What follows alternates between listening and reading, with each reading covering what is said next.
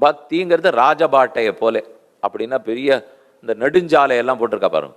ஆனால் அந்த நெடுஞ்சாலைக்கு போய் சேர்றதுக்கு குறுஞ்சாலையில் போகிறதுக்குள்ள போருன்னு இருக்கு சுவாமி.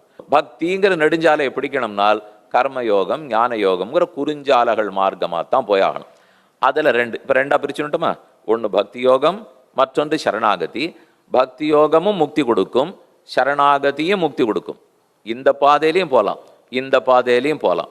சரணாகதிங்கிறது சுலபமான மார்க்கம், நானா ஏறி போகிற மார்க்கம்ங்கிறது பக்தி மார்க்கம். இதை ரெண்டாக பிரிச்சுனுட்டோம்.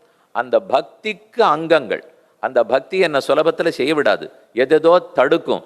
அந்த தடுப்பை போக்குறதுக்காக அன்றாட நம்ம வீட்டில் செய்ய வேண்டிய வாசல் தெளித்தல், கோலம் போடுதல், பெருமானுக்கு ஸ்தோத்திரம் சொல்லுதல், தினப்படி பூஜை செய்தல், சமைத்ததை பெருமானுக்கு நைவேத்தியம் பண்ணிவிட்டு உண்ணுதல், கோயிலுக்கு செல்லுதல், வலம் வருதல், உற்சவத்தில் பங்கெடுத்து கொள்ளுதல்,